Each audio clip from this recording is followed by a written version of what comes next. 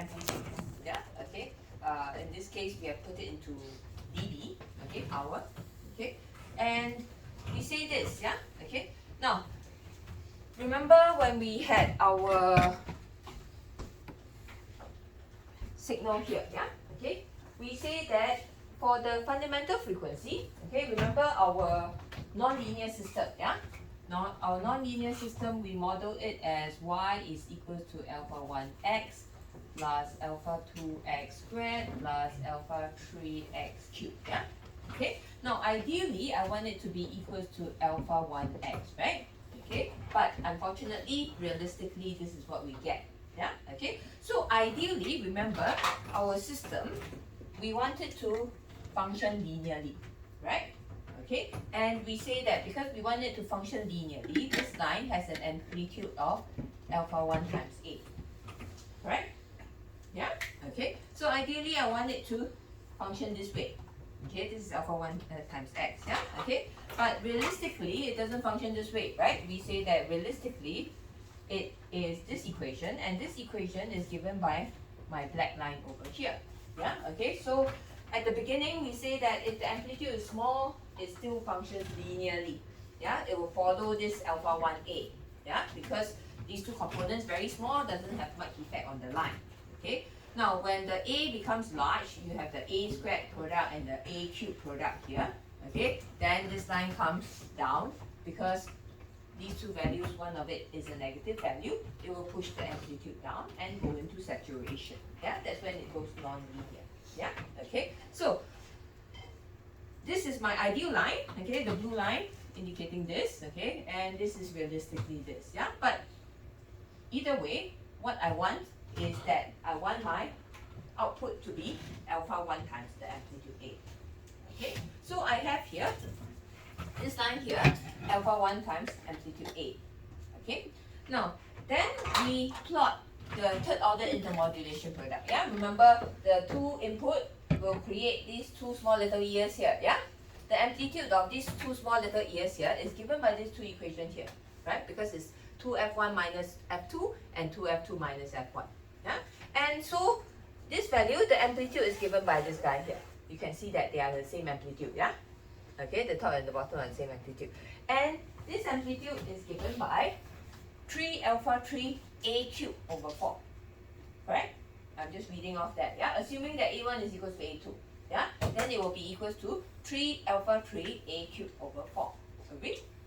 Yeah, okay, so I'm going to draw a line, okay, this red line here represents the third order intermodulation amplitude, yeah, 3 alpha 3 a cubed over 4, okay, so this line is your third order intermodulation product line, yeah, okay, and then I'm going to go back to the figure over here, yeah, okay, so over here this graph shows, yeah, this is alpha 1a, this is 3 alpha 3 a cubed over 4, okay. Now I'm going to change it to dB so that all these things are in power, because this is an amplitude, okay, in order to change it to power I do a 20 log, yeah, okay, this is an amplitude also, in order to change it into, yeah, I 20 log it, yeah, power, okay with that, yeah. So now you can see that in this equation, okay, now there's an a cube over here, there's an a over here, yeah, when you a cube you can bring down the power, right, yeah, if you bring down the power this becomes 60, yeah, or 3 times 20, yeah, okay. So what we are doing here is when I bring down the cube here, we are saying that this line has 3 times the slope as the blue line, okay with that, yeah, okay with that, yeah, because this is 60 times, this is 20 times, yeah, so this slope is 3 times larger than this slope, okay with that. So if I have a gentle slope here, this one will be 3 times that slope, okay with that, yeah, okay. So this is an important thing, yeah, 3 times the slope, right? Okay, so this is an important thing, yeah, okay. Why is that so?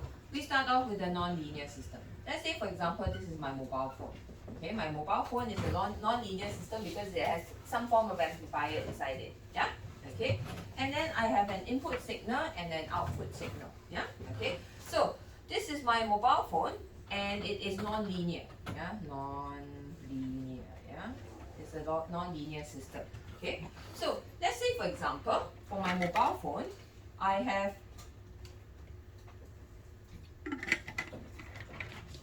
two channels going in. Okay, now so I have these two channels going in, okay, and they are of amplitude A, for example. Okay, let's put amplitude A as this amplitude here. Yeah, this is my input amplitude A. Yeah, the output amplitude will be alpha 1 times A. Yeah, okay, so I can see that this is my input. Okay, this is F1 and this is F2. Okay, and then the output will be an amplified version of the input. So this is F1 and this is F2. The amplitude here will be alpha 1A. Okay with that? Yeah? Okay? So this one goes in, output will look like that. Okay? At the moment there's no ears. Why? Because it hasn't reached an amplitude where the ears will appear yet. Okay? So it hasn't reached an amplitude, yeah, where it starts being non-linear. Okay, and therefore there's no third order intermodulation product yet. Yeah? Okay? Now, then what happens is that I'm going to increase the amplitude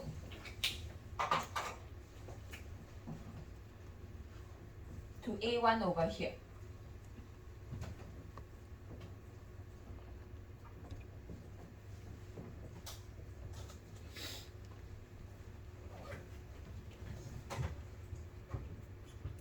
Okay, so when I increase the amplitude, meaning my input signal amplitude now increase, yeah? Instead of A, now it has an amplitude of A1. Okay, this larger input also means that my output will be larger. Okay, it will go up to alpha 1 A1. Okay with that? Yeah? But because the amplitude is in the non-linear region now, okay, the ears starts appearing. Okay, so this ears will start appearing on here, at the side here, where this is at a frequency of 2F2 minus F1, and this is at the frequency of 2F1 minus F2. Yeah? And the amplitude of these two guys will be equal to B1. Yeah, I can read out the bar. Okay? Yeah? Okay? Now, what if my amplitude further increases? Okay, it increases to this point, A2 over here. Okay, now if my input further increases, my amplitude of my input further increases to a value of A2, okay, what's going to come out here is I have an even larger amplitude, alpha 1A2, and you will see that the two ears over here will also be at an amplitude of alpha 1A2. Yeah? Agree with me? According to the graph, that's what's going to happen, right? Yeah? Okay? Now, what we are trying to show here is that, now, from the black output to the red output, okay, the increase in amplitude for the fundamental frequency is just this amount. But the increase in amplitude for the third order intermodulation product shoots up all the way from here all the way up here. Correct now? Yeah? Okay. Why is that so? Because we said just now already, right? This two little ears by the side grows at the rate of 3 times that of the fundamental frequency. Yeah? Okay. So you can imagine this one times 3 is how fast it will grow. Yeah? Okay? And therefore, once it exceeds a certain value here, the root, the two side signal grows very, very fast. Yeah? Now, imagine for your mobile phone, let's say, this is my desired channel over here. Okay? Now, at this point, at this amplitude A2, my desired channel will be the same height as my interference signal, the third order intermodulation product signal. Correct now? Yeah? Okay? That means I don't have signal to noise ratio anymore, I will not be able to receive my desired channel. Okay, so what this tells me is that this is the maximum power that my receiver can take in. Okay, if it's smaller than that, it's okay. There's third order intermodulation, but I still have enough signal to noise ratio. Yeah, the ears can exist. Yeah, as long as the ears exist, but it's smaller than my signal, it's still okay. Yeah, I have still enough signal to noise ratio to receive the signal. Yeah, but if this ear grows as big as my input signal itself, there's no signal to noise ratio for me anymore. Yeah, I won't be able to receive the signal. Okay, so we call this point A2 here IIP3, or the power maximum at which, yeah, the signal comes to my receiver. Okay, and that's the maximum level it can work. Yeah, beyond that cannot work anymore because the signal to noise ratio is too much. Yeah, the noise is too high, the signal is too low. Okay, cannot work anymore. Okay with that? Yeah, okay. And so how do I find this value A2 here? Yeah, or the IIP3 value? Yeah, I simply say that this point, this intersection point here, is when this line meets this line. Okay, so I say when this line meets this line, this is the intersection point. Okay, so I equate them equal to each other, and I find the amplitude of my third order intermodulation product. Okay, and it's given by square root of 4 over 3 alpha 1 over alpha 3. Okay, a very similar value to your IIP3 1 dB compression point. Yeah, okay. So it's again dependent only on two things, the alpha 1 and the alpha 3. Okay, now the modulus sign around there says that I only take the magnitude.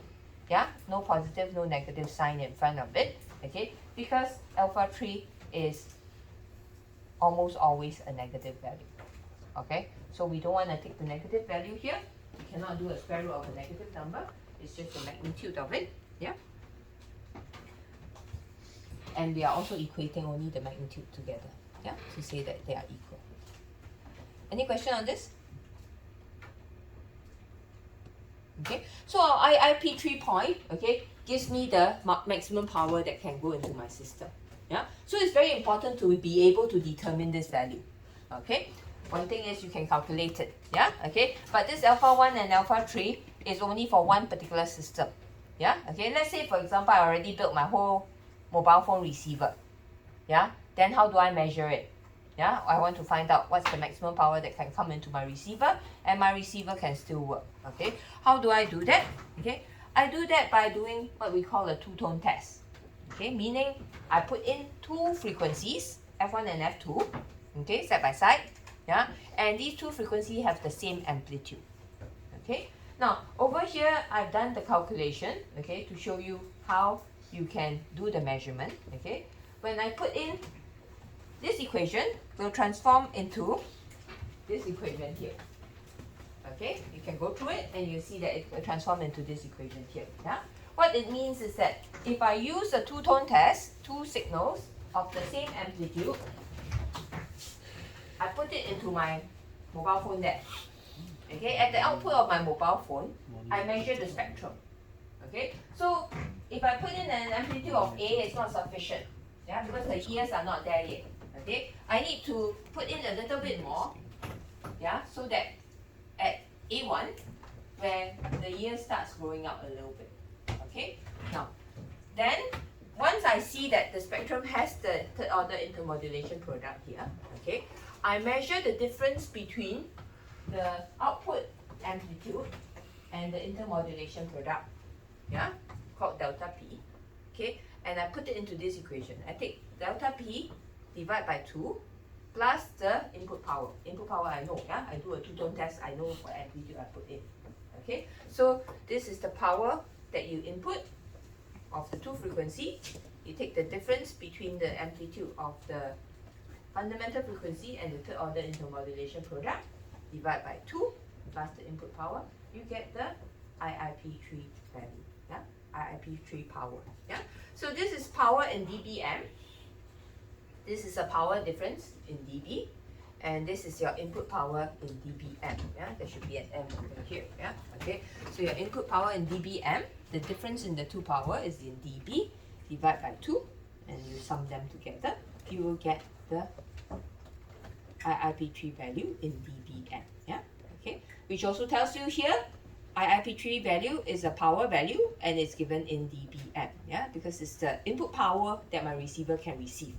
Okay, input power, no reference. Yeah, so we reference it with 1 milliwatts. We talked about this. Yeah, so we put it as dBm. That's the input power. Okay with this? Yeah. Now, IIP3 value is one component. Yeah, amplifier has an IIP3 value. The mixer has an IIP3 value. Yeah. Okay. So just like the noise figure, last week we did a lot of examples on the noise figure. Okay. Just like the noise figure, if I have many components, I need to put them together. What do? I have a cascade equation. Okay. The cascade equation is given over here. Okay. These are the two equations. One for the input IP3, that means the input maximum power, and one is for the output maximum power. Okay, IIP3. Okay. Now, the input IP3 and output IIP3, OIP3 and IIP3, as you see from the first equation there, okay, it is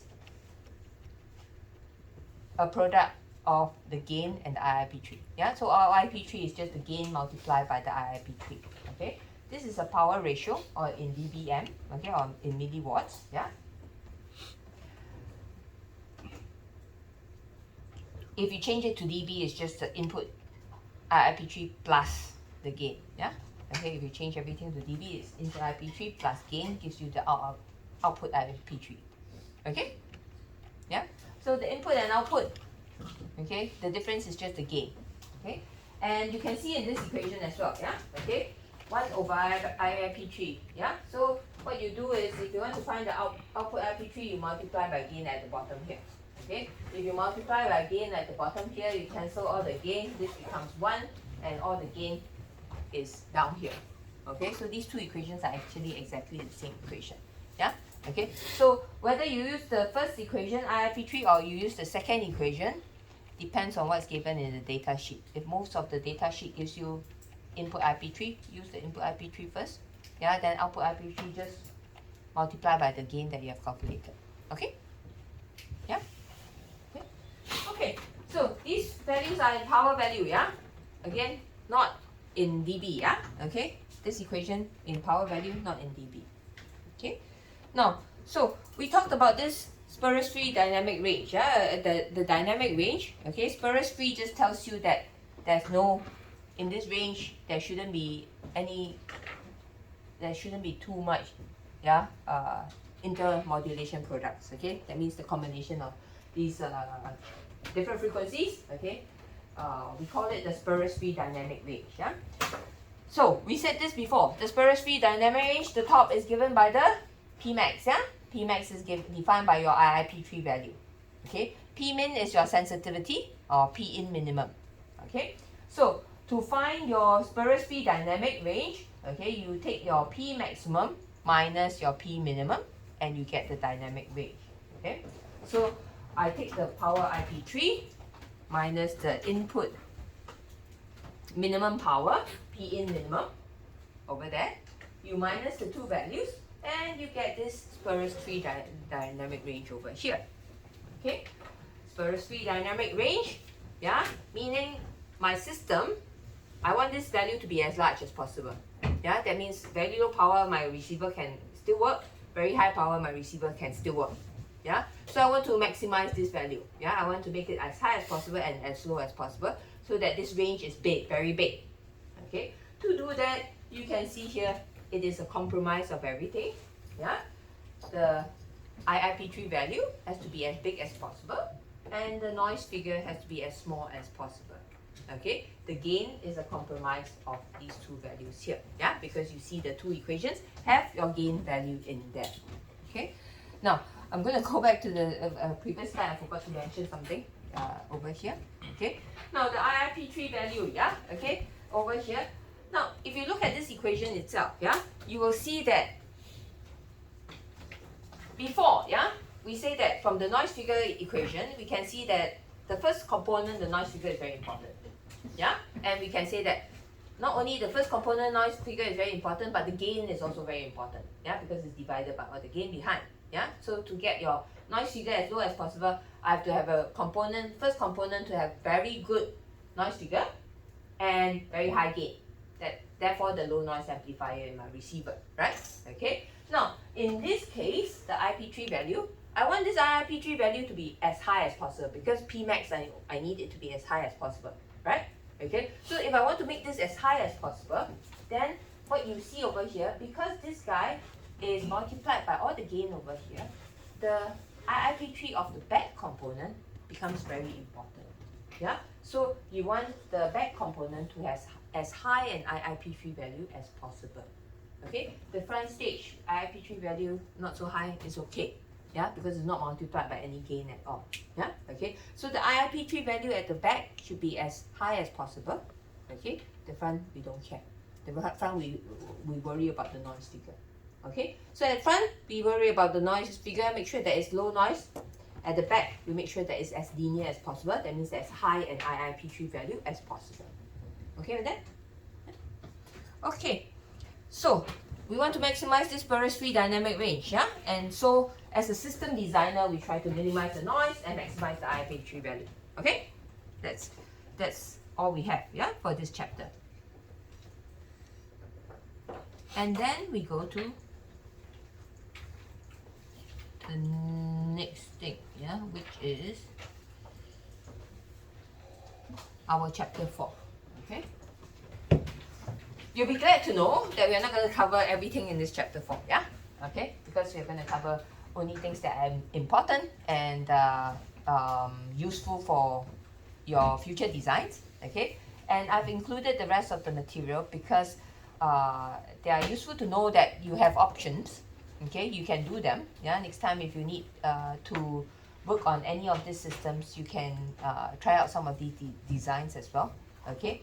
But I will also show you what are the difficulties in them, yeah? Okay, so we are mainly going to deal with the heterodyne architecture, okay? The rest of this, we will not go into too much detail of it, yeah? Okay, it's for your reference only, okay? Which also means that the exam will only cover the first part here, okay? Yeah, okay, the rest of it will not be inside the exams, yeah? Okay, so now we start building our system, yeah? We know what we need in terms of specification, yeah? We know that we need to build it with low noise, high IIP3, okay? And then we are going to assemble the system together to start building an architecture for my receiver, okay? Wireless receiver system, yeah? Okay? Now complexity, of course, is one of the first things that we have to look at, consider, okay? Because we want to make our system as the least complex as possible. Okay, then your device can be small. Okay, yeah. So complexity is one thing that we consider. Okay, and when you have a less complex device, it means less components. That means the cost will be cheaper as well. Okay, so when we put in a good low noise amplifier, okay, how good do we want it to be? Yeah, it's a compromise on the price. Yeah, okay. And power dissipation, of course, is another thing that we have to consider. Yeah, nowadays, yeah, mobile phones the battery it doesn't last too long anymore. Yeah, okay. Certain mobile phones are, a lot of people are improving on that. Yeah, okay. So we are getting more and more effort being placed on power dissipation. Yeah, okay. So if you have an amplifier in it, yeah, this is one of the things that burns a lot of power. Okay, yeah, and transmission is also itself, yeah, uses a lot of power, yeah. So we want to minimize this, okay. External components, I think you guys might not be able to relate to it, yeah. But in the past we had an antenna sticking out. Now we don't have an antenna sticking out because market doesn't like to have a piece of antenna sticking out, yeah. Okay. So to have external components, people don't like it, yeah? Okay, you want it to be compact, you want it to be sleek, yeah? And everything should be internal to it, okay? I don't want anything sticking out of it, yeah? Okay, GPS antennas are outside, yeah, which nobody likes as well, yeah? Okay, so when you do all these things, okay, you have to take into consideration that, okay? So These are the first things that you consider. Physically, the complexity, the cost, the power dissipation. Okay. Then the next thing that we need to consider is the operating environment. Yeah, I've shown you the IMDA frequency map. Yeah, it's filled with transmission. Okay, everything is transmitting around us. Okay, and just to start the 5G system, it took them 1 year, yeah, minimum, to clear out the frequency range to start the 5G system. Okay, so everything like that, okay, tells you that the frequency bands are very full at the moment. Yeah, okay, for them to use terahertz, they also need to clear out the frequency spectrum. Why? Because the backhaul is over there at the moment. Yeah, okay, so there are many transmission that is around us, okay, which makes our EM environment very hostile.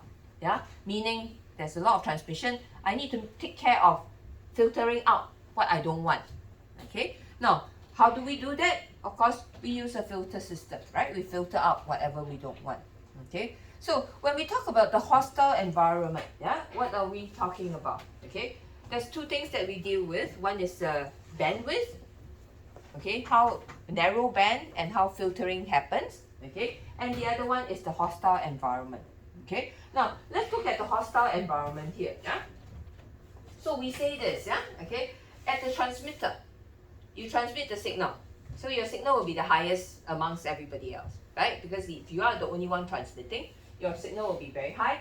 People who are beside you, yeah, using other channels might have a very low signal. Yeah, for example, someone might be receiving this channel, okay, and you're transmitting over here, your signal is very high compared to theirs. Yeah, okay, and this will generally be true when you're transmitting here, okay, other people are transmitting somewhere else, so the adjacent channels are low and your signal is very high. Okay, now what does it mean? When your signal is very high and the adjacent channels are very low, okay, it means that you are being a very big interferer to the person, to this adjacent channel. Okay, you are the interferer now. Yeah, okay, because this is your signal, not somebody else's signal. Yeah, to this adjacent channel, you are a very big interferer. Okay, and you can see the higher the power you put in, the higher the spillage it is into the adjacent channel. Okay, the channel spreads as it goes through wirelessly. Okay, we have the channel spreading. Okay, and channel spreading is happening all the time. Okay, what do we do with it? Okay, systems have your channel spacing. Yeah, this channel spacing is used for when your channel spreads. Okay, it doesn't go into my channel, hopefully. Yeah, therefore we always have a channel spacing in between each adjacent channel. Yeah, okay. Now you can see over here, when you are a transmitter, you create interference to your adjacent channel because part of your signal is going to spill into the adjacent channel. Okay, as shown over there. Now, when you are a receiver, okay, usually when you receive a signal, the signal is coming from a very far away distance. Okay, so your signal is very small. Okay, and potentially, yeah, if there are other transmitters beside you, the signals are very high, and what you want to receive is very low relative to them. Yeah.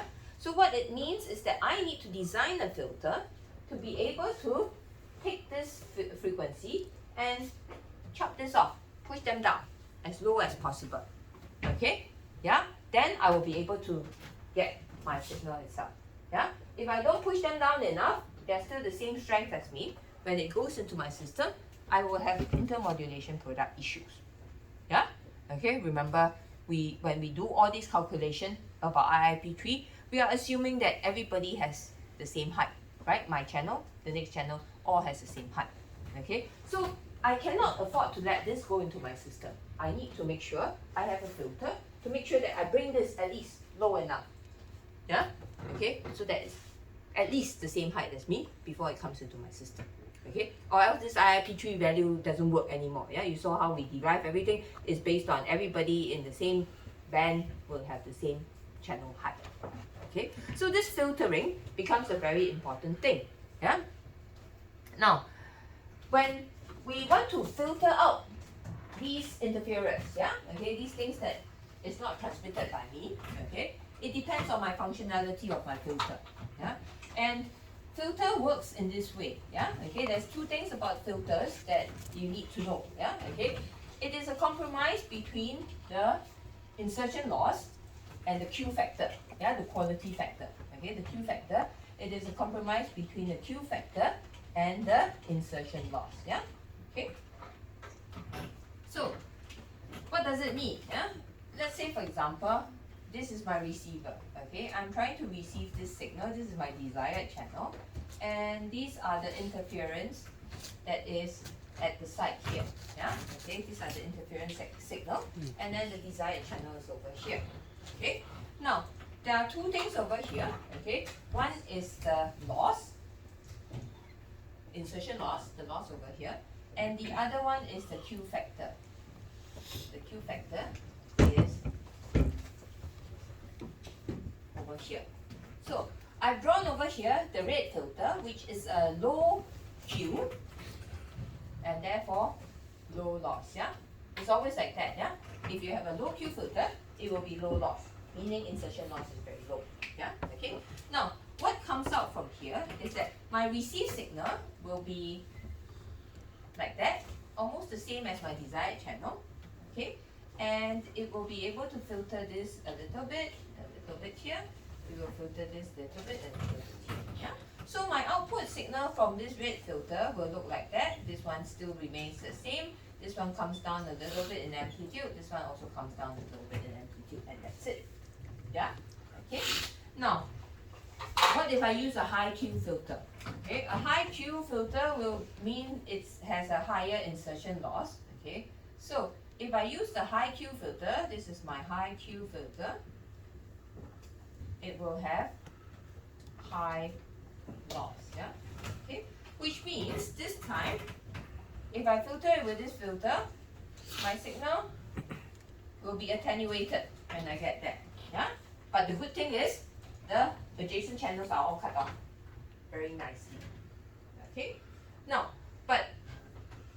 so the point of this filter, right, is to take in what I want and make the rest of the signal as small as possible. Okay, bring down the rest of the signal. Yeah, okay. So this is what I want. Yeah, okay. Now, but then there's another thing.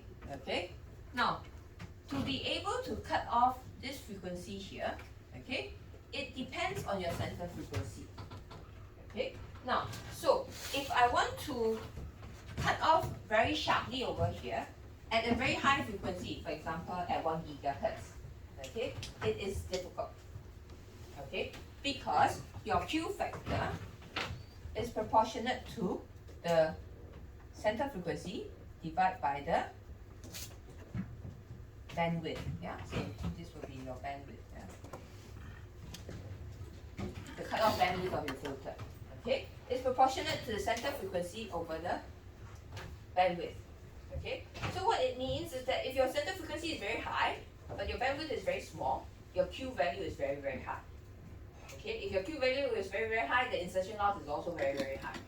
Okay, later on in the assignment you will see, yeah, we have Q factor, very high Q factor SAW filters, okay, and they have an insertion loss of 20 dB. Okay, 20 dB, yeah, you know how much that is, yeah?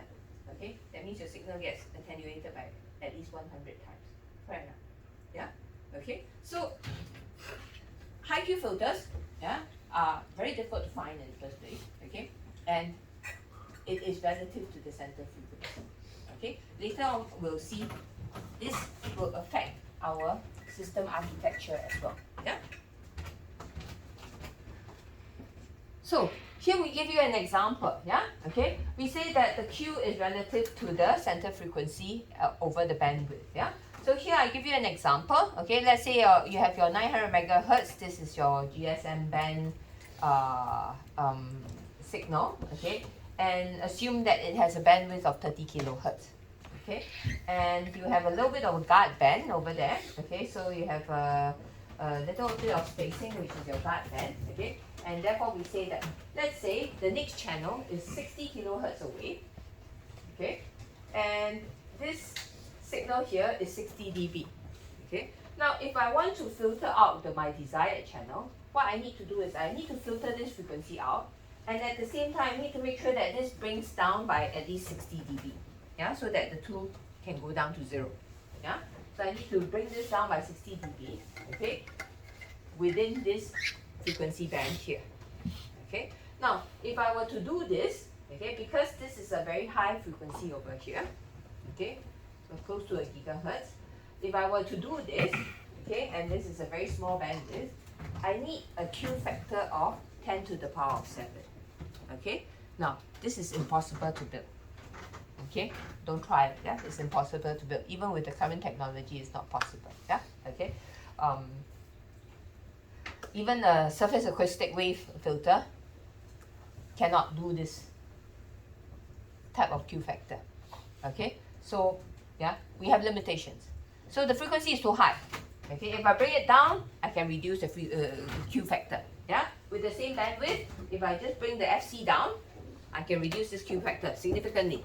Yeah, okay, so what do I do? Okay, I use an architecture to do that.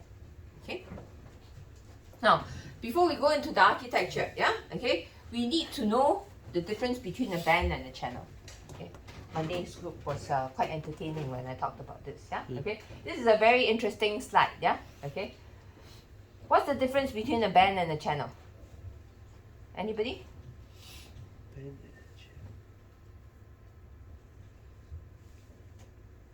Band is like the VHF, is it VHF and HVF? Not really. Entire what spectrum? Frequency spectrum. Not the whole frequency spectrum. What system? Yeah, it's okay. You're going somewhere.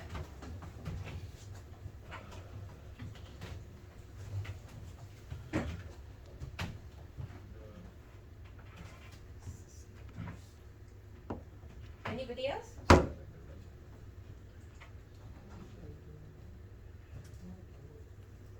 You want to know Monday's group answer?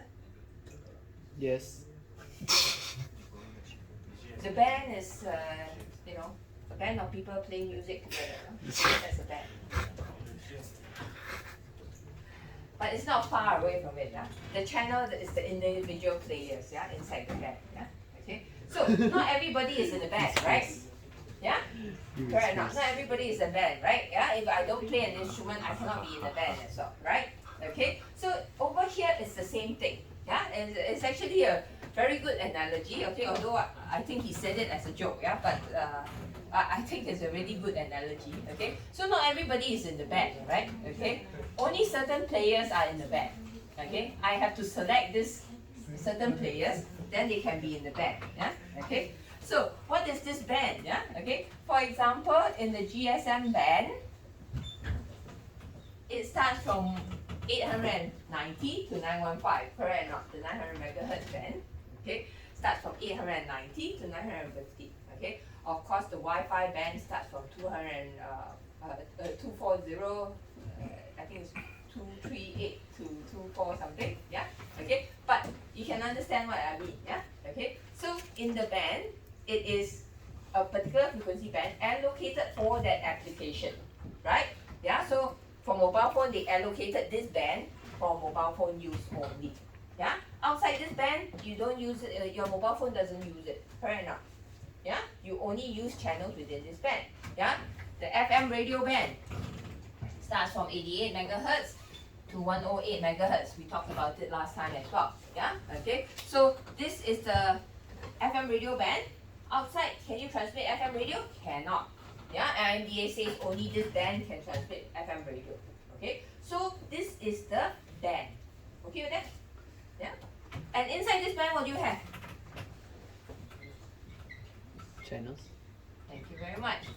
You have the people, yeah, which are the channels, yeah. Okay. So within the FM band, okay, you have the different channels, the FM radio channels. Yeah, okay, 90.5, 398 megahertz. All these are channels different in the band. Okay, same thing with your GSM band. Okay, we talked about it. If it's the 3G system, we have 135 RF channels. Okay, if it's the 4G system, you have 25 RF channels. Right? Yeah. Okay, because it's a broader bandwidth. Yeah. Okay, so you have 25 RF channels within the same band. Okay, so The whole band refers to the whole frequency band that your mobile phone uses or your Wi-Fi system uses or your FM radio system uses. Okay, but this band will be different based on, as he says, the different systems. Okay, yeah. So if you have a different system, you have a different band. Okay, but you know that that band is for that application only. Yeah. Okay, and then after that, individual channels you have here. Okay, where you use that particular channel. Yeah. Okay, or you tune into that particular channel to listen to the radio. Yeah. Okay. Now, why is this important to know? Okay. Now, I need to select the channel and I need to select the band. Okay. Now, so in other words, when I built a radio receiver, okay, a wireless system, okay, when I built it, okay, the first thing that I do is if I build a mobile phone, I need to make sure that this whole band comes into my mobile phone. Correct or not? I cannot leave any channel out. Yeah? Okay, why is that so? Because based on the base station might allocate me this channel today, this channel tomorrow, the next phone call is this channel, the next phone call is this channel. I don't know which one is going to be allocated to me. Yeah? But at some point in time, one of these channels will be allocated to me by a base station. Okay? So my mobile phone, the first thing that it needs to do is it needs to make sure that the whole band of frequencies come into my mobile phone. Okay then? Yeah? Okay. Now, after this whole band has come into my mobile phone, then based on what the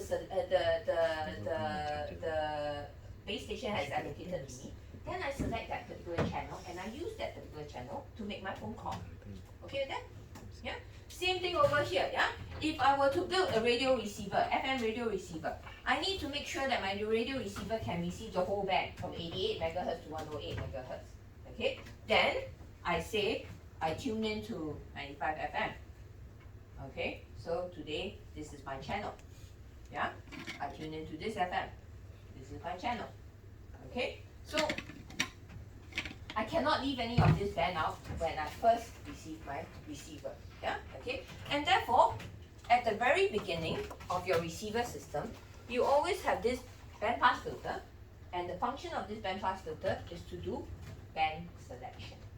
Okay, I select the whole entire Wi-Fi band into my computer first. Yeah. Then later on, I know which channel I'm using. Then I go and select that channel. Okay. So what you have in front is always a band selection filter.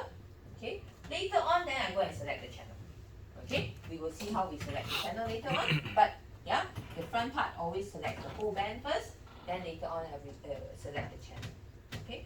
Now, another thing to note is also that when I select this whole band into my radio receiver, okay, say for example, this is the channel that is allocated to me when I make this phone call, okay, all these channels are going to come into my mobile phone, okay, whether I like it or not, because I have to do that, yeah, because this is my channel, all the rest that are not my channel are interference, okay. That means my radio receiver system, regardless, it will have a lot of interference that I need my mobile phone to receive in. Yeah? Because at some point I might use it, right? Just because it's an interference now doesn't mean that I can cut it off now. Right? I still need to let it into my system. And because my system is non-linear, that's why we come up with all these problems of IIP3 values and things like that. Yeah? Okay? Because these will come in together. And if you have the IIP3 value, okay, interference, my receiver cannot work anymore. Okay, but can I get rid of them? I cannot at the front stage. Yeah, because if I get rid of them, later on, I cannot use my mobile phone anymore. Yeah, nobody uses a single channel mobile phone. Okay, the band has to come in. Okay with that? Yeah, so very important thing, yeah, okay, band and the channel. Yeah, the band is the whole thing. Channel is the individual items, yeah, okay, that we have, yeah. Any question on this? Okay, so we have a band selection filter and a channel selection filter. The band selection filter selects the band and rejects the unwanted frequencies out of band, and the channel selection filter selects the channel and rejects the rest of the channels within the band. Yeah, okay. So it rejects out of channel interference. Yeah, okay. So we also talked about this before, okay, which is the fact that sometimes we don't need to put in this bandpass filter, okay, especially if this bandpass filter is very lossy, okay. We don't need to select the band using this bandpass filter. What can I use to select the band? No pass.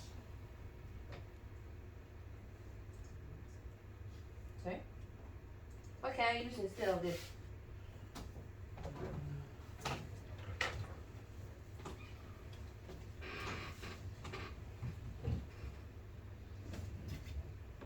What can I use instead of this? Come on, one person must have heard me say this at least 2 times already. Is it an attenuator? No, no, no. You're close to it. It also starts with A. Antenna. Thank you very much. An antenna, yeah? Okay, so instead of using the bandpass filter, you can just use the spatial antenna, right? We talked about this already, right? 2 functions of the antenna. One is as a spatial coupler to the circuit. The other one is a spatial filter, yeah? Okay, so I use the antenna as a filter, yeah? You know what I'm going to say. What was it? I don't know. So, this one we talked about already, okay? Here, we again elaborate on this, okay? Because, okay, of what we have said just now, yeah? So, band, yeah? We talked about selection of band, yeah? So, if I select the band, the whole entire band, okay? This is today the channel allocated to me. This is the desired channel. And then these 2 channels, I need to come into my system, okay? I use my band select filter. These 2 also comes in because they are part of the band, okay? So they have to come in. But these 2 guys, because this guy here is a non-linear system, it will create the ears, okay? If the ears are higher than the desired signal, we have a problem, yeah? Okay, so this is a problem, okay, that will exist, okay, regardless of whether you like it or not. And therefore, we try to make the P max as high as possible, yeah? And when we do the design, we have to take care of this, okay? Yeah, because it is a problem that you can see from the first stage, it will exist, whether you like it or not, yeah? Okay, because you have to let in all the channels, and the channels that you are not using are just simply interferers, okay? And they will exist quite close to your desired channel, and you will have the rabbit ears coming out right beside it, yeah? Okay, very appropriate. Easter is coming. So, okay, the choice of your system is very important, okay? And your bandwidth, your narrow bandwidth of your RF channels is also an effect, yeah, okay, because your interference, yeah, because of your narrow bandwidth, it appears at the same location, yeah, okay. So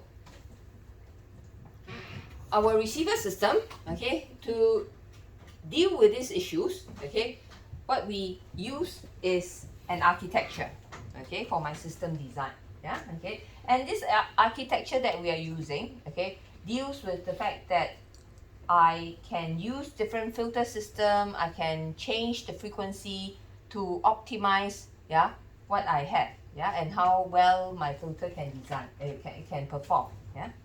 And so we use the most commonly used architecture, the heterodyne receiver, yeah. Hetero means 2 different, dyne means to mix, yeah, okay. And the 2 words means to mix 2 different frequencies together to go to a lower frequency, yeah, okay. So what we have here is this, yeah. In our receiver system, okay, you have your low noise amplifier here to ensure that the overall system has a very low noise system, okay. You have your signal coming in here, okay. I mix it with the local oscillator frequency to bring it down to a lower intermediate frequency, okay. So we see how this heterodyne receiver works, yeah. Okay. So we start off by bringing it down to a particular frequency, okay. There's a reason for it, because you saw in the previous slide, okay, when you have high frequency, your filter very difficult to build, yeah, to filter out that particular channel that you want, yeah. So we bring it down to a lower frequency.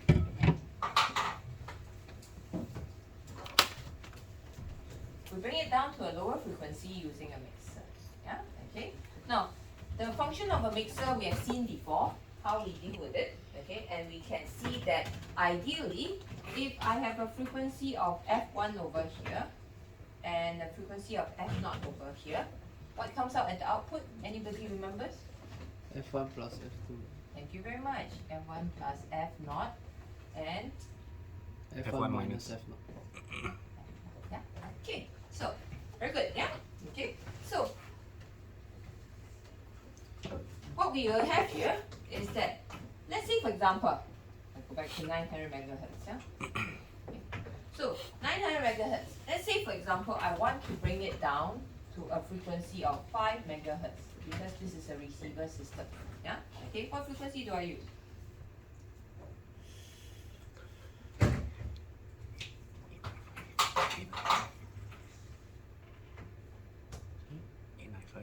Hello? 895. Thank you very much. He says 895 megahertz, yeah? Okay. So F1, you'll get 5 megahertz and 1595. I'm trusting you that you're doing the calculation correctly. Okay? Wait. No. 1795. I say that because I thought the number doesn't sound right. Because 900 plus 900 is already 1008. So I thought, okay. So Very good effort. Too fast. this is the two frequencies that we get, yeah? Okay. So if we are using it as a receiver system, okay, I down convert, so I filter this off. Very easy. I use a low pass filter, I can filter my 5 megahertz off, yeah? Okay. And then I will be able to filter off the higher frequency. Yeah? Okay. Now if I use it as a transmitter, I usually filter the higher frequency and then transmit at the higher frequency. Yeah? Okay. Maybe I'll do the reverse. Yeah, 5 megahertz here. Yeah, use 895 and then bring it up to 900 megahertz and transmit it down. Yeah. Okay. So this is one frequency. Yeah. Now next person, give me the next frequency I can also use.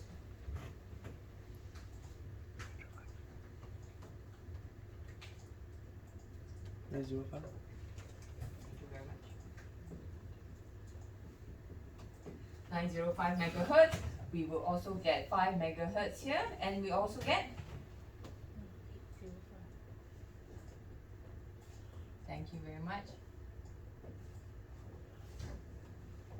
Okay.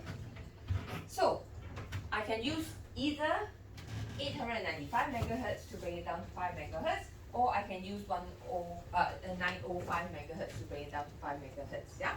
Why is that so? Because there's no such thing as a negative frequency, right? We said this before, right? Okay, a negative frequency is just a 180-degree phase shift. So this is actually a modulus of the two frequencies minus each other. Yeah. Okay. So I can either use the 895 megahertz or the 905 megahertz. Yeah. Okay. Now here we introduce two terms here, yeah? Very important to remember, yeah? Okay, this frequency we call low side injection. Okay, later on there's a slide on it, yeah? Okay. And this one we call, thank you very much, high side injection, yeah?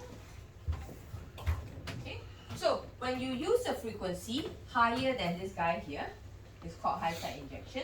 When you use a frequency lower than this guy here, it's called low side injection.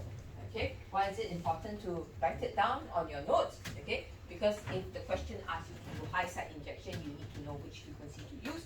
If the question asks you to do low side injection, you need to know which frequency you should use. Okay, yeah, okay. So now, then 5 megahertz now is what we call the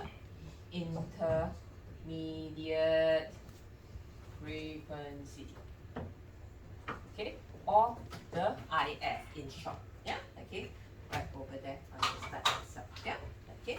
So 5 megahertz is the frequency that we bring it down to. It's called the intermediate frequency, okay, yeah. So here it shows you in the heterodyne receiver, we put in the frequency, yeah, it's what I've drawn on the board, yeah, just on the slide now instead, yeah, okay. So now, then we recall in our heterodyne receiver, we also have to take care of this. We have to make sure that the noise figure is low by adding in our low noise amplifier to make sure that the noise figure is low, and again here will reduce the rest of the noise figure of the system as well, yeah, okay. Now, then we come to the next concept that we have to consider. Yeah, when we design a heterodyne receiver, the other problem that we have, okay, is known as the image frequency problem. Okay, which I will explain to you. Okay, and I really want you to understand this. Okay, because if you look at the exam questions in the past year paper, yeah, a lot of the times this comes up. Okay, so I need to make sure that you understand this. Yeah. Okay, so if you don't understand anything that I'm saying on this image frequency thing, please ask. Okay, it's for your own good. Yeah, okay. So we concentrate a lot on this because it is an important problem. Yeah, when we design a system, it is an important problem. Yeah, okay. So we come back to this figure, okay, and then we start doing what try to understand what this image frequency problem is. Yeah, okay. So I'm going to remove some of this information that is not useful for this graph, okay, and then we are going to deal with this, yeah, okay.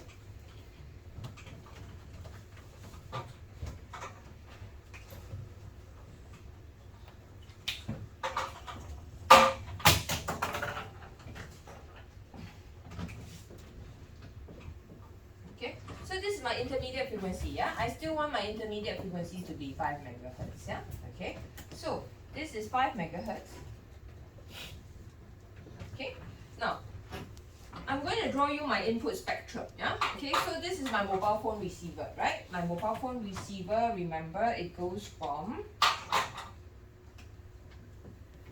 900 megahertz.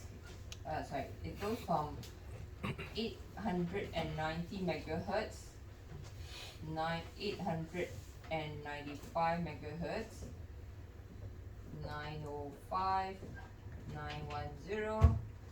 And 915. Okay, let's say for example, arbitrarily, yeah, okay, I have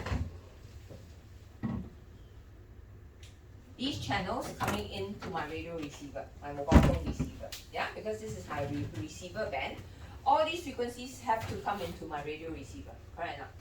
Yeah, okay. So now I'm going to do a low side injection. I'm going to try and receive the 900 megahertz. Yeah, tune into the 900 megahertz. Yeah, so I tune into 900 megahertz by adjusting this frequency. Yeah, okay. So every time you try to tune into each channel, you change this frequency. Yeah, this guy here is fixed. Yeah, this number here is fixed. The intermediate frequency is a fixed value. Yeah, okay. What we tune, yeah, with the capacitor is we tune these frequencies to select the different channels.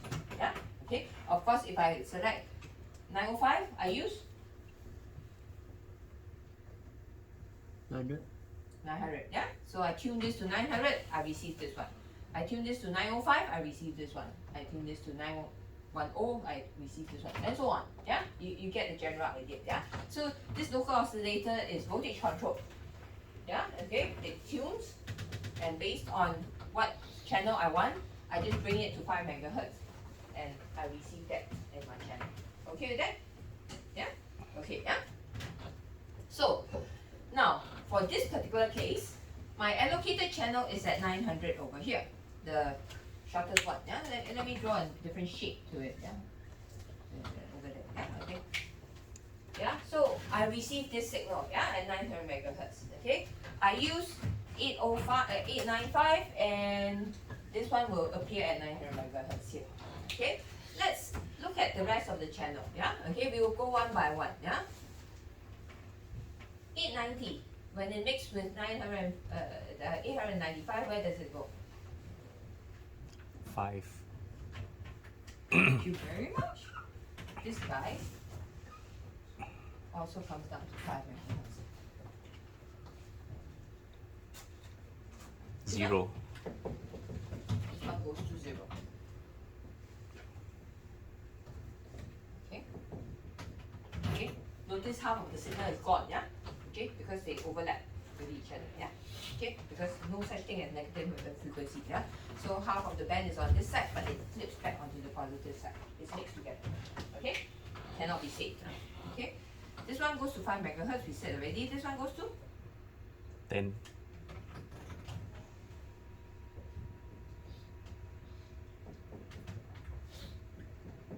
this one goes to 15. 13, 19. Correct. I trust you, You're the one who gave me the number now. Everybody on this class failed the question. Okay, and then the last one. 15? 20? Somebody said 20, right?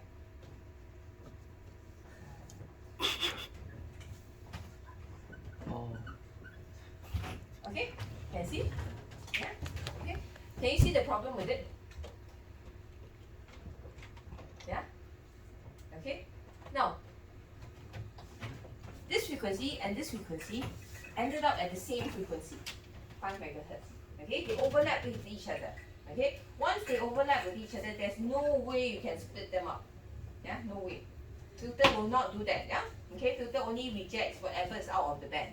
Yeah, whatever's overlap together, they cannot say this one is this one, this one is this one. Yeah, cannot. Yeah, it's just like you mix red color water with blue color water, you get purple color water. Yeah, there's no way you can take out the red color and the blue color. Okay, so once they're mixed together, there's no way you can do that.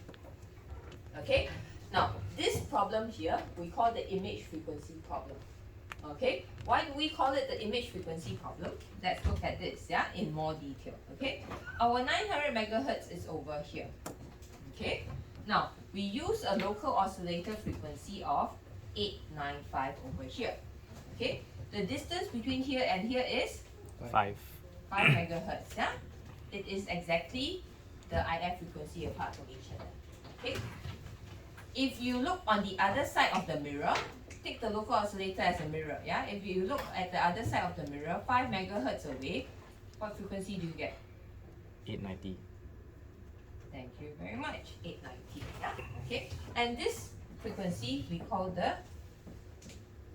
image. Yeah, because it's a reflection of the local oscillator frequency. Okay with that? Yeah. Okay. Yeah. So I'll tell you what you need to do in the next slide, yeah? Okay, but before we go on to the next slide to find out how to solve this problem, it's a very simple solution, yeah? Okay, before we go to the next slide to find out the solution, okay, I want to ask, yeah? Let's say now I change it to the other frequency. The other frequency is 905, right? Let's say if I use 905, what's the image frequency for 905?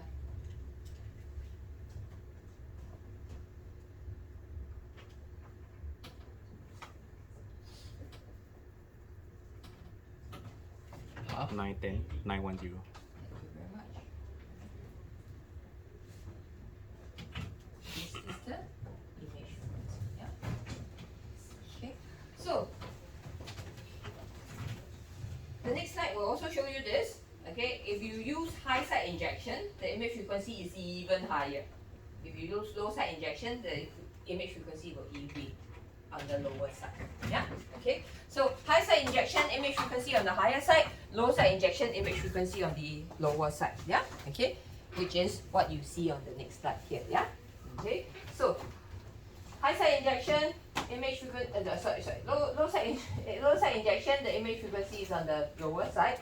High side injection, the image frequency is on the higher side. Yeah, okay. And they are always 1 IF away from the mirror. Yeah, okay. And the mirror is your Problem. IF. Okay? Yeah? So, what do we do? The solution is? Filter. Thank you very much. Yeah? What we call the image reject filter. Yeah? Okay? So, what does the image reject filter do? Okay? The image reject filter filters the signal such that I make sure this guy doesn't come in. Okay? So, I make sure that the 910 and the 890 doesn't come in. then regardless of whether you use high side injection or low side injection, you will not have a problem, right? Yeah? Okay, so I make sure that I filter those two frequency off, then I don't have an image frequency problem. Okay, and therefore you see, okay, that I can add a filter there, bandpass filter, and that bandpass filter is known as an image reject filter, especially placed there to reject the image frequency. Okay with that? Yeah? Okay, so this is our solution to the problem. Yeah? Okay, now notice that the image reject filter always has to be before the mixer, cannot be after the mixer, because after the mixer the water become purple already, cannot split them up. Yeah? Okay, before you mix the red and the purple to a blue together, you have to filter off the one of the colors first. Yeah? Okay, so image reject filter always exists before the mixer and not after the mixer. Yeah, after the mixer is useless already. Okay with that? Yeah? Okay, so any problems with this solution in this particular case? I'm sure somebody can see a problem with this, right? What's the problem with this solution?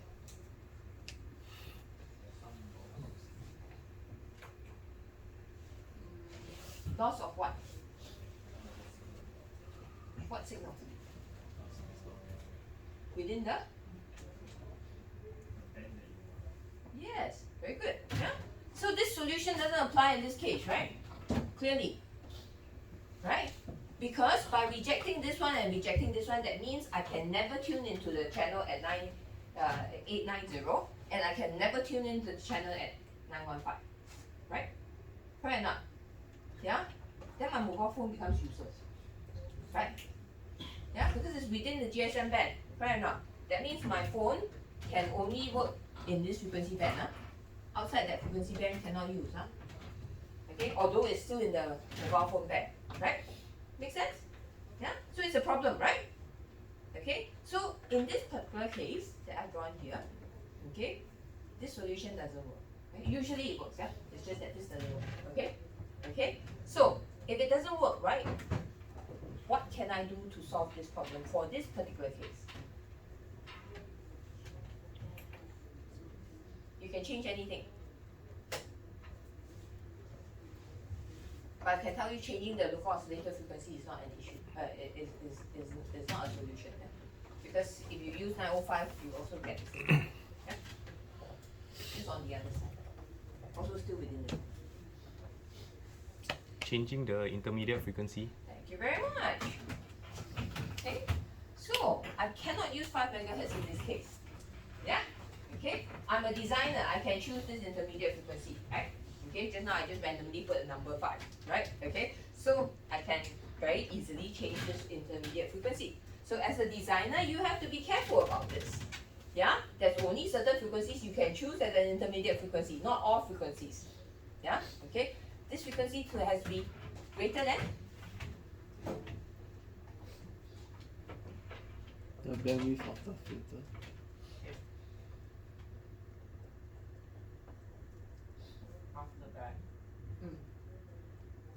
of the band.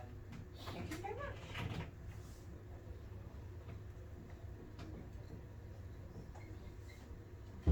Yeah.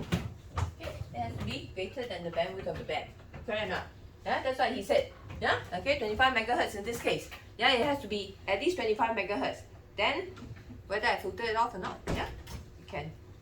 Yeah, it will not be able to receive that. Yeah. Okay. Okay with that. Okay. Is Yeah, greater and equal or just greater? Equal is a bit dangerous, yeah. You might have something that intersect.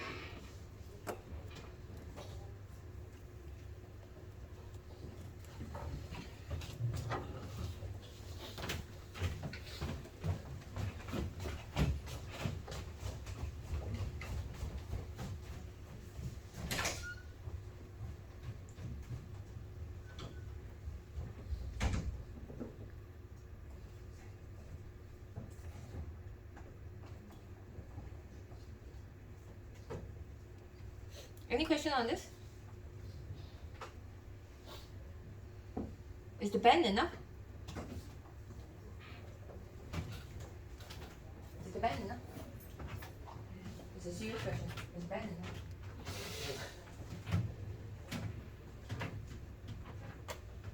if I use 30 megahertz,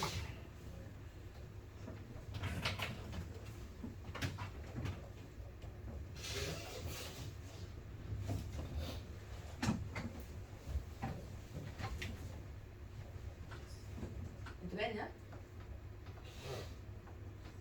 Enak. Okay.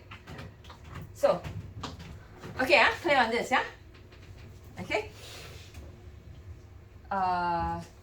Okay. We will take a 15-minute break. Yeah. No, actually, let's take a break at 3 o'clock. Okay. There's a retirement party that I want to drop in for 5 minutes. Okay. Because somebody is retiring. Not Louis Long, because he's already away in either Japan or China. Yeah. But yeah, somebody else is also retiring. Yeah. So I help to organize it. I will drop by. Yeah. So we will have a break from yeah. Okay. But maybe 3:15 then they are already there. Then at least I can drop them for a while. Yeah. Okay. So we continue. Yeah. Okay. Take a break later. Yeah. Okay. Okay. So now. Okay, so we have here, yeah? Okay, so we say there's two solutions to this image frequency problem, right? Okay, quite easy to solve actually, yeah? There's two solutions, okay? One thing is take care of the intermediate frequency that you choose, okay? And then the other thing is make sure that you have your image reject filter before the mixer, okay? So these are the two solutions, yeah? Okay, now these two solutions then becomes a compromise of each other, okay? Now, let's see what it says here, yeah? Okay? Now, so, say for example, yeah, okay, we choose it such that the intermediate frequency is greater than the band, yeah, okay. So, instead of 30 megahertz, let's say I use 100 megahertz, okay. If I use 100 megahertz, it means the image frequency is 200 megahertz away, correct or not? Yeah, okay. So, if the image frequency is 200 megahertz away, easy to remove or not? Easy to remove, very easy to remove, right? At 900 megahertz, I just have to plus and minus 200, that means 400 megahertz of bandwidth. Yeah, very easy to remove. Yeah, okay. So you can see FC over bandwidth. Yeah, is 900 over 400. Yeah, very small value, the Q. Yeah, very easy to remove. So you see here a very happy image reject filter. Yeah, okay. Now, but if I bring it to 100 megahertz, okay. So 100 megahertz, let's say for example 100 megahertz, the next adjacent channel is 30 kilohertz away. Yeah, like the example that I've given before. Okay, then you have 100 megahertz divided by 30 kilohertz. Yeah, the Q again becomes very, very large. Yeah, so this will be very difficult to select the channel. Yeah, because you bring it down to the IF to select the channel, right? Okay, so you can see here in this case, if you use a very high IF, yeah, okay, the channel selection is very difficult. Okay. Now, what if I use a very small image reject filter? Yeah, that means yeah, over here the IF is 5 megahertz like before. Okay, then this will be 10 megahertz away. Okay, my image reject filter becomes difficult to build. But once I bring it to 5 megahertz, the adjacent channel seems very far away. Yeah, 5 megahertz, and then the next channel is 30 kilohertz away. Yeah, very easy to remove. Yeah, okay. And so you can see the channel select filter becomes very happy. Yeah, okay. So what we have on this slide here is to tell you that there's a compromise between your image reject filter and your channel select filter. Okay, how easy it is to build each one of it. Yeah, okay. So if you have a very high IF, you have a very difficult to build channel select filter. If you have a very low IF, you have a very difficult to deal with image reject filter. Okay with that? Yeah?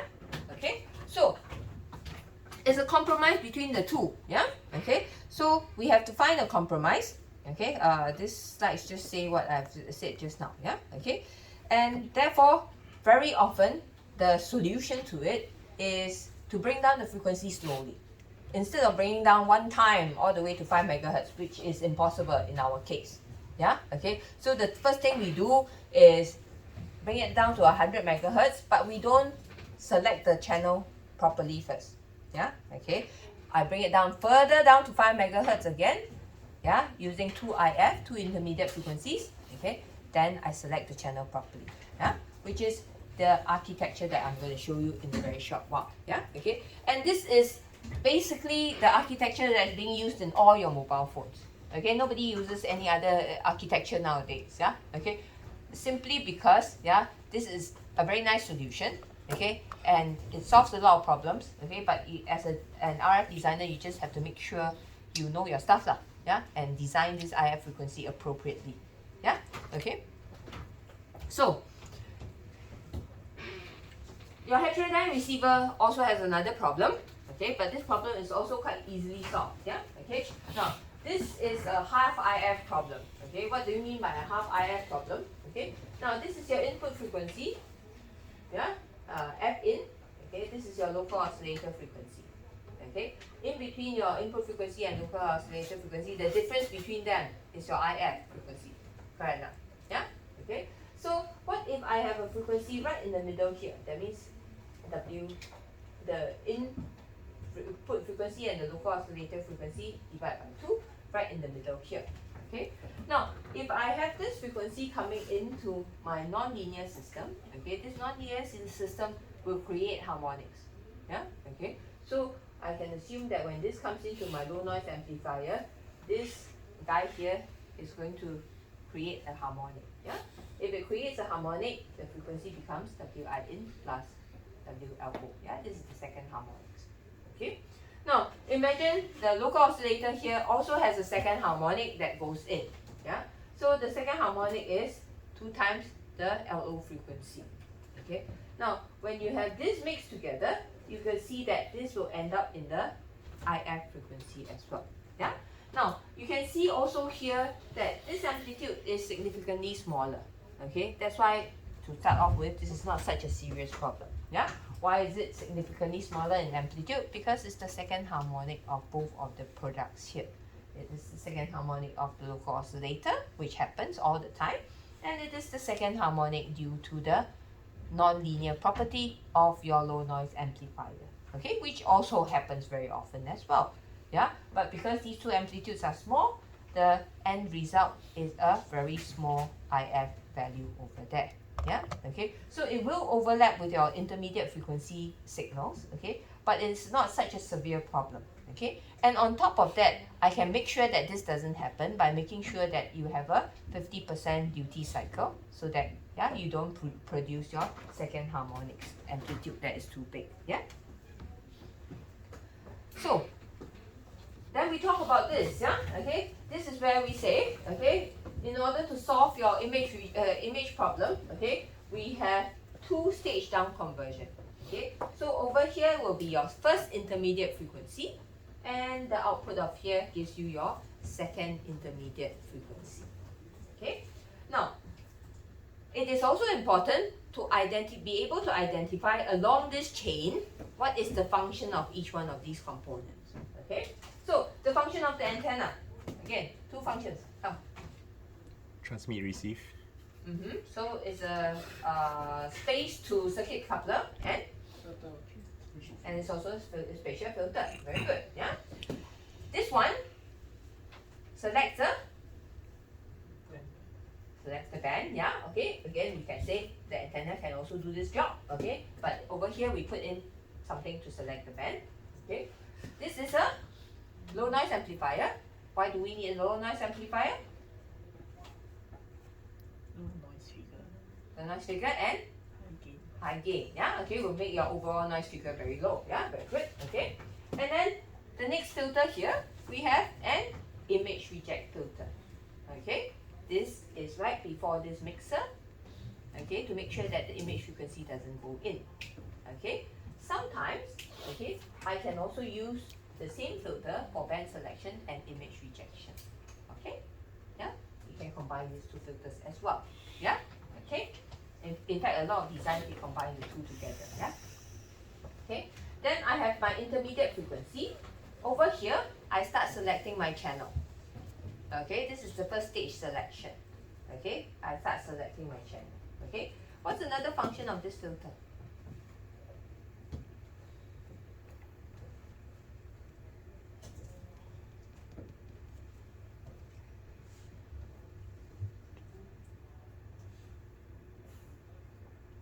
function of this filter. Another function. Look at its location. Where is it placed?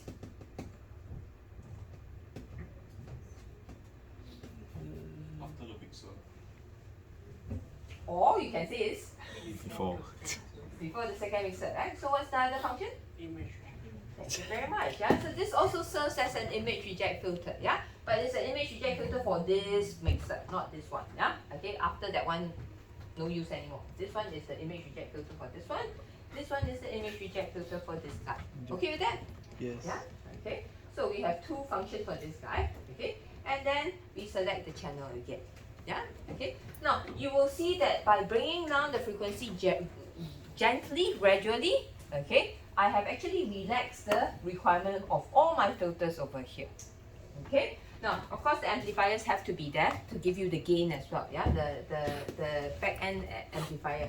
In fact, a lot of people also add an amplifier here and an amplifier here. Yeah. Okay. So now the next diagram I'm going to show you, yeah, okay, is the signal spectrum at the point A, B, C, D, E, F, and G and H. Okay, so we see the spectrum. Yeah, you can refer to your diagram on your slides. Okay, and then I'm going to show you the spectrum here. Yeah, so this is the whole spectrum that comes in from your antenna. Okay, the whole entire spectrum that comes in from your antenna is over here. My desired channel is this guy over here. Yeah, it always looks different. Okay, but it's actually the same thing. Yeah, it's just that we make it look different because that's the desired channel. Yeah, okay, and then it goes through your band selection filter. Okay, so these two channels are clearly not in the band, so it has been filtered off. Yeah, so they disappear. Okay, and you have your image frequency still existing here. Okay, now then we amplify the signal using our low noise amplifier. Okay, you don't see much amplification there. Okay, but after the amplification, we use the image reject filter to reject the image frequency here. Okay, yeah. So assuming that your band select filter, you let in a little bit more than your band. Okay, this is at the edge of your band. Okay, and therefore you use your image reject filter to make sure that this image frequency disappears. Yeah. Okay, so that's why I also say sometimes you can put the two together and use one band pass filter to select off the band and also select off the image frequency. Yeah. Okay. Now then it goes through the mixer. You can see this two squiggly line tells you that I brought down the frequency spectrum. Yeah. So the whole frequency spectrum has been brought down. Okay. Now you can see also that this image frequency is now exactly inside my desired channel. Yeah. Because they were brought down to the exact same IF frequency. Okay, so cannot be split up anymore, but the image frequency is very low amplitude. Okay, I have enough signal to noise ratio, not a problem. Okay, not a big problem anyway. Yeah, okay, and then I do channel selection.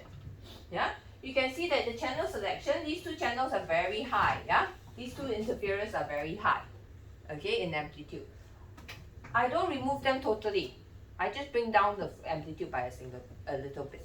Yeah, okay, so that I don't have a very high Q filter here to do channel selection. Okay, I need to bring this down slowly. Yeah, okay, and then I bring it down even further. Yeah, you see the two squiggly line is further down at the frequency spectrum.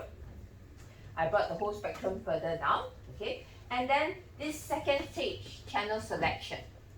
Okay, during the second stage channel selection, I push this all the way down. Okay, the two adjacent channels are eliminated. I can then amplify my signal, and the amplified version of the signal is over here. Okay. Okay. So this is my dual stage down conversion. Yeah, to relax the conditions of all my filters that I am going to implement here. Okay. So here in text, we summarize what we have said about the dual stage down conversion topology, heterodyne receiver topology. Okay. Now, the main thing that I want you to take note of here is that when you design a system, okay, I want to make sure that you need to make sure that the noise figure at the front stage is as small as possible, and at the back stage, I need to make sure that the linearity is good. Yeah, linearity here refers to the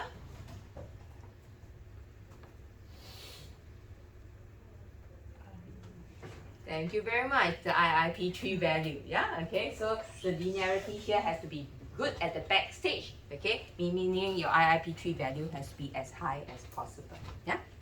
Okay? So, we're going to take a 15-minute break, and then I'm going to